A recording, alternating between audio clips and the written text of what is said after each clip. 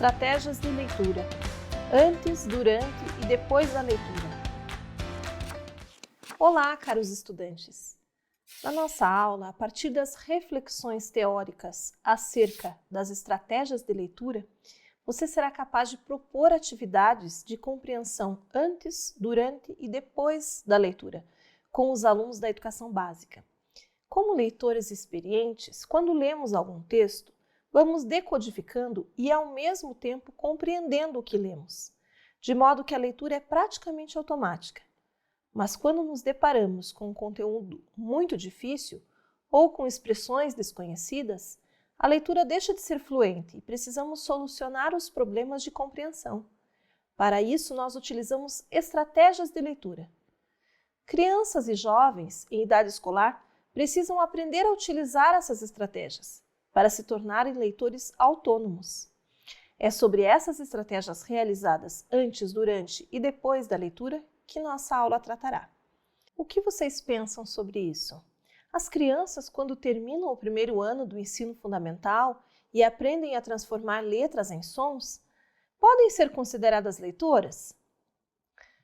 Bom, além do aprendizado da decodificação, há um longo caminho a percorrer, até que se torne um leitor autônomo, que utilize estratégias para compreender os textos. Para que esse avanço aconteça, propomos um modelo interativo de leitura. E como seria esse modelo? Esse enfoque combina dois outros modelos de leitura, chamados de ascendente e descendente. No modelo ascendente, o leitor processa os elementos componentes do texto, iniciando pela letra, depois pelas palavras e frases e, por fim, chegando à leitura do texto. Esse modelo é limitado, porque quando avançamos na decodificação, conseguimos inferir informações e compreender um texto sem necessidade de entender cada um de seus elementos. Portanto, temos um modelo descendente, que usa seu conhecimento prévio e seus recursos cognitivos para estabelecer antecipações sobre o conteúdo do texto, sem necessariamente ler letra por letra. O modelo interativo, por nós proposto, sintetiza essas duas ideias. O processo de leitura ocorre quando o texto gera no leitor expectativas em diferentes níveis, das letras, das palavras, das frases, que funcionam como um input, ascendendo para níveis mais elevados. Portanto, ao mesmo tempo que esse processo acontece, o leitor utiliza seu conhecimento de mundo e do texto também para compreender os enunciados. Ao ensinar esse modelo de leitura, chamado interativo, propõe-se que os alunos aprendam a processar o texto e seus diferentes elementos e utilizem estratégias de leitura que tornarão possível sua compreensão. A leitura, portanto, sob essa dimensão, consiste em um processo sucessivo de elaboração e verificação de previsões que levam à construção de interpretações para os textos. Para esse modelo interativo, essas ações combinadas ocorrem antes, durante e depois da leitura. Por isso, vamos a elas. Mas antes disso, o que são, afinal, estratégias de leitura? Estratégias de leitura, segundo Isabel Soler, são procedimentos de caráter elevado, que envolvem a presença de objetivos a serem realizados, o planejamento das ações que se desencadeiam para atingi-los, assim como a sua avaliação e possível mudança. E por que essas ações têm caráter elevado? Porque elas são capacidades cognitivas relacionadas à metacognição, que é a capacidade de conhecer o próprio conhecimento, de ter consciência do que se sabe e do que não se sabe, de regular sua própria aprendizagem. Soler cita duas características essenciais das estratégias de leitura. Primeiro, como procedimentos, as estratégias são conteúdos de ensino, então devem ser ensinadas na escola. Outra questão é que elas não são técnicas precisas, receitas infalíveis ou habilidades específicas. Elas são muito mais procedimentos gerais que podem ser usados em diferentes situações de leitura. Vamos verificar no quadro, primeiramente, quais são as estratégias que podem ser desenvolvidas antes da leitura propriamente dita de um texto. Nós temos primeiramente que verificar quais são os objetivos da leitura que será feita com os estudantes. São vários esses objetivos, então nós podemos ler para obter uma informação precisa, por exemplo, buscar um endereço na internet, ler um informativo para saber o horário de uma sessão de cinema, consultar um dicionário, entre outros. Nós podemos ler para seguir instruções, como de um jogo, o uso de um aparelho, um edital para participar de um concurso, uma receita culinária. Também lemos para obter uma informação de caráter geral, como ler a manchete de uma notícia ou somente o primeiro parágrafo e decidir se convém ler o texto na íntegra ou não. Ler o resumo de um artigo científico para verificar se nos interessa. Nós podemos ainda ter o objetivo de ler para aprender. Ler, por exemplo, uma obra, um livro que vai ensinar sobre a formação de leitores, fazendo questões ao texto, relacionando-o com outras leituras, revendo os novos termos, fazendo síntese, sublinhando. E podemos ler também por prazer, como, por exemplo, a leitura de textos literários, de textos humorísticos, de memes, posts nas internets, etc. Antes da leitura, nós devemos também trabalhar com a questão do conhecimento prévio. O que seria isso? Dar uma explicação geral sobre o que será lido antes de ler o texto. Ou então dizer aos alunos o gênero textual daquele texto. Pode ser um conto, uma notícia, um poema ou qualquer outro. Levar os alunos a ativarem conhecimentos prévios com base nas ilustrações que aquele texto traz, nos títulos, as capas dos livros, os subtítulos, enumerações, se for o caso, sublinhados, mudanças da letra, palavras-chave que possam conter ali. Ainda podemos incentivar os alunos a exporem o que já sabem sobre o tema, a partir do título ou de alguma prévia que o professor possa estabelecer. Previsões sobre o texto podemos fazer também como atividade anterior à leitura. Formular hipóteses com base na capa, no título, nas ilustrações, considerando as experiências e os conhecimentos que cada aluno tem. Ou podemos também formular perguntas sobre o texto, incentivar os alunos a fazerem perguntas ao texto, com base no título, qual será o tema do texto? Ou observando a capa do livro, quem será a personagem principal da história? Ou outras questões como essa. Agora, podemos verificar quais são as estratégias sugeridas por Solé durante a leitura de textos. A primeira delas é formular previsões sobre o texto à medida que ele vai sendo lido. Então, podemos incentivar os alunos a estabelecerem hipóteses ajustadas e razoáveis sobre o que será encontrado no texto, com base na interpretação que está sendo feita sobre o que já foi lido e partir dos conhecimentos e das experiências do leitor. Uma outra possibilidade é ensinar os alunos a formularem perguntas sobre o que foi lido e o que está sendo lido, à medida em que ocorre a leitura desse texto. Também podemos esclarecer possíveis dúvidas sobre o texto, comprovar se o texto foi compreendido, fazendo pequenas pausas, fazendo perguntas para si mesmo acerca daquele tema, resumir as ideias do texto, expor sucintamente o que foi lido, isso pode ser feito por escrito ou oralmente, e outras atividades mais. Nesse momento, vamos observar quais são as estratégias que podem ser realizadas depois da leitura. Solé destaca 3 estratégias: o ensino da ideia principal, do resumo e da formulação de perguntas. Percebam que a formulação de perguntas aparece nas 3 etapas, antes, durante e depois da leitura. Primeiramente, vamos tratar da ideia principal. Então, saber a ideia principal de um texto, ou de cada uma de suas partes, é essencial para aprender por meio da leitura e ser capaz de elaborar resumos, por exemplo. Inclusive, uma das habilidades elencadas pela Base Nacional Comum Curricular para o componente de língua portuguesa é identificar a ideia central do texto, demonstrando compreensão global. Nos testes nacionais que avaliam o rendimento dos estudantes brasileiros, como o Sistema de Avaliação da Educação Básica, chamado SAEB, é exigido do estudante que identifique a ideia central ou o tema de diferentes textos. Vamos a um exemplo de uma questão para o 5º ano do ensino fundamental. O texto se intitula Descuido com a natureza. Os efeitos da poluição e destruição da natureza são desastrosos.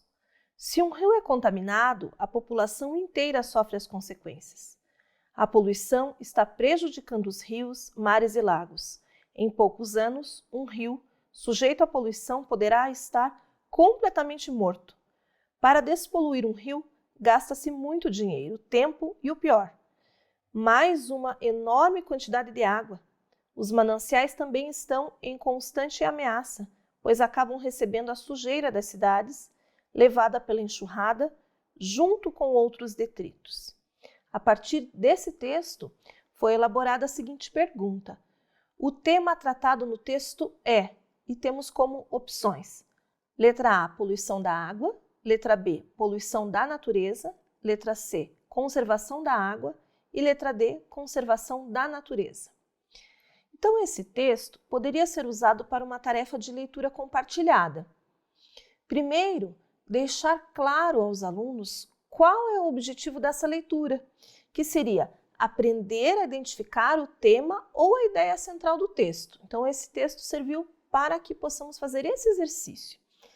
Depois, pelo título do texto, que é Descuido com a Natureza, podemos levantar algumas hipóteses sobre o gênero textual e o seu conteúdo. Já pelo título, temos a ideia de que se trata de um texto expositivo ou informativo e não de um texto literário. Então, observando com cuidado o título Descuido com a Natureza, pode-se questionar quais são os problemas causados pelos seres humanos com relação à natureza.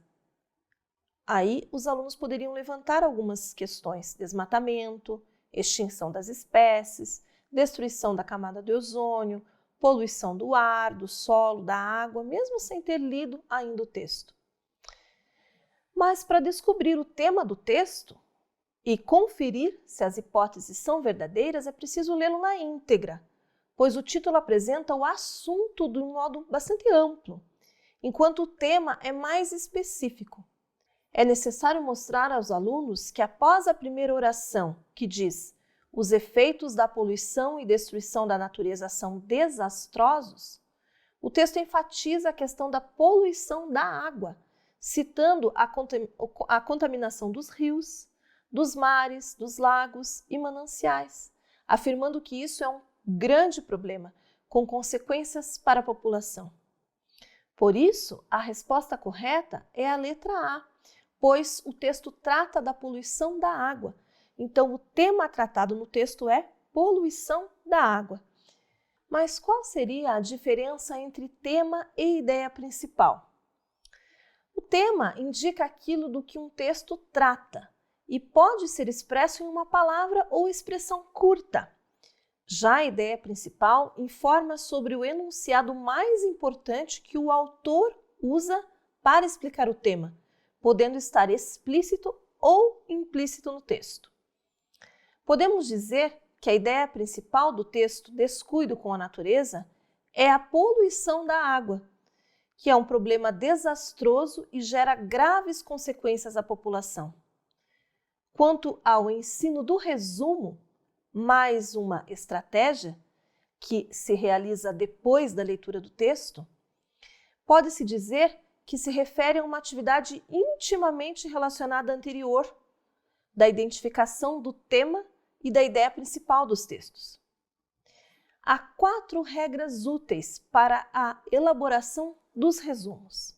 A primeira denomina-se omissão. Então, no resumo, devemos omitir as informações secundárias, aquelas que são pouco relevantes para a interpretação global do texto. Uma segunda estratégia seria a seleção, suprimir a informação porque ela é óbvia, redundante, desnecessária. Temos ainda a generalização, que é abstrair de um conjunto de conceitos um de nível superior, capaz de englobá-los. E temos também a construção ou integração, que significa elaborar uma nova informação que substitui a anterior, de forma mais global. Vamos ver como poderíamos aplicar essas regras no texto Descuido com a Natureza. Temos, portanto, novamente o mesmo texto para que vocês possam observar a aplicação dessas regrinhas para o resumo. Então, no início do texto, os efeitos da poluição e destruição da natureza são desastrosos. Se um rio é contaminado, a população inteira sofre as consequências. Nessa primeira oração do nosso texto, vocês percebem destacado o termo destruição da natureza. Podemos ali utilizar a estratégia de seleção. Por quê? Porque ela é uma informação redundante. Poluir é uma forma de destruir a natureza.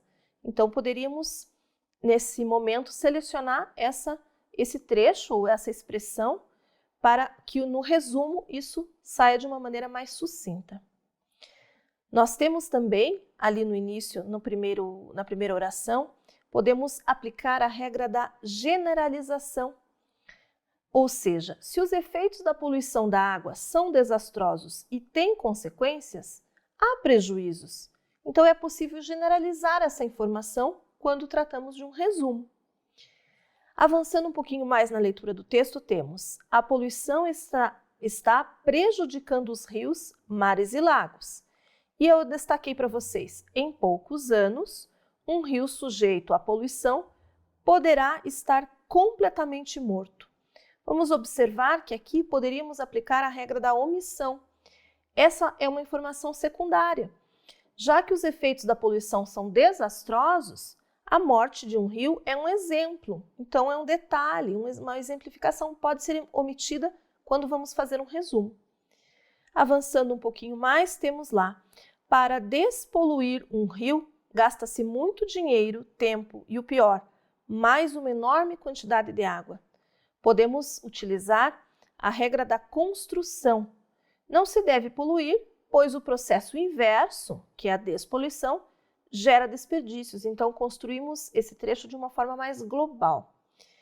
E, por fim, a última oração, o último período aqui do texto diz assim: os mananciais também estão em constante ameaça, pois acabam recebendo a sujeira das cidades, levada pela enxurrada junto com outros detritos. Aqui também podemos aplicar a regra da generalização e, ao mesmo tempo, da construção, generalizando e construindo uma ideia mais global. Os mananciais incluem todas as fontes de água doce, como rios e lagos, já foram citados no texto. Então, é possível englobar esses conceitos e elaborar uma nova informação. Como ficaria o resumo desse texto? De uma forma bem sucinta, poderíamos colocar dessa forma: a poluição das águas de mananciais e mares é um problema grave, que provoca consequências desastrosas para toda a população. Além disso, o processo de despoluição gera desperdício de dinheiro, tempo e água. Vocês perceberam, então, que o resumo é uma estratégia autêntica de elaboração e organização do conhecimento, e ele contribui para o controle da compreensão leitora, independentemente do gênero textual escolhido. Ainda como atividade após a leitura, temos a elaboração de perguntas. Então, é bom lembrar que as questões elas devem ser variadas e devem envolver as seguintes ações. Perguntas de respostas literais é um tipo de pergunta válido, mas as respostas elas são encontradas na superfície do texto. Podemos avançar para perguntas que exigem uma reflexão maior do pensar e do buscar, cujas respostas podem ser deduzidas a partir de inferências. E também são válidas as perguntas de elaboração pessoal, cujas respostas revelam a opinião do aluno e não podem ser deduzidas do texto. Como que esses 3 tipos de pergunta poderiam ser elaborados ou aplicados a partir desse texto que lemos, Descuido com a Natureza? Poderia ficar assim: por que os mananciais estão em constante ameaça? Essa é uma pergunta de superfície do texto. Qual poderia ser a resposta? Porque eles acabam recebendo a sujeira das cidades, carregada pela enxurrada com outros detritos. Isso está explícito no texto. Uma pergunta que gera inferência seria a seguinte: por que podemos afirmar que poluir um rio gera desperdício? Aí a resposta exigiria um pouquinho mais do aluno, porque o processo de despoluição de um rio gasta tempo, dinheiro e enorme quantidade de água. Apesar dessas informações estarem na superfície do texto, exige uma interpretação mais profunda do aluno em relação à ideia de causa e consequência aí. E uma pergunta que estaria fora do texto, mas que o aluno pode refletir a partir do que ele leu. O que você e sua família podem fazer para evitar a poluição das águas? Essa seria uma resposta pessoal, que tem a ver com o texto, mas extrapola as linhas. Então, as perguntas, elas não devem servir unicamente para avaliarmos a leitura ou para constatarmos se o aluno leu o texto. Ensinar a formular perguntas é uma estratégia primordial para uma leitura ativa, porque quem sabe elaborar perguntas, quem se torna capaz de fazê-las de modo pertinente acerca dos textos lidos, aprende a regular seu processo de leitura e a torná-lo mais eficaz. Importante: o tema Estratégias de Leitura está presente na BNCC. No tratamento das práticas leitoras, uma das dimensões elencadas diz respeito às estratégias e aos procedimentos de leitura. Dentre as habilidades apresentadas para essa dimensão, consta o seguinte: estabelecer expectativas, pressuposições antecipadoras dos sentidos, da forma e da função do texto, apoiando-se em seus conhecimentos prévios sobre gênero textual, suporte e universo temático, bem como sobre saliências textuais, recursos gráficos, imagens, dados da própria obra como índice, prefácio, confirmando antecipações e inferências realizadas antes e durante a leitura do texto. Concluindo, nesta aula, vimos a necessidade de explorarmos as estratégias de leitura em sala de aula. Elas devem acontecer antes da leitura propriamente dita, durante e depois da leitura, para desenvolver as capacidades metacognitivas dos estudantes.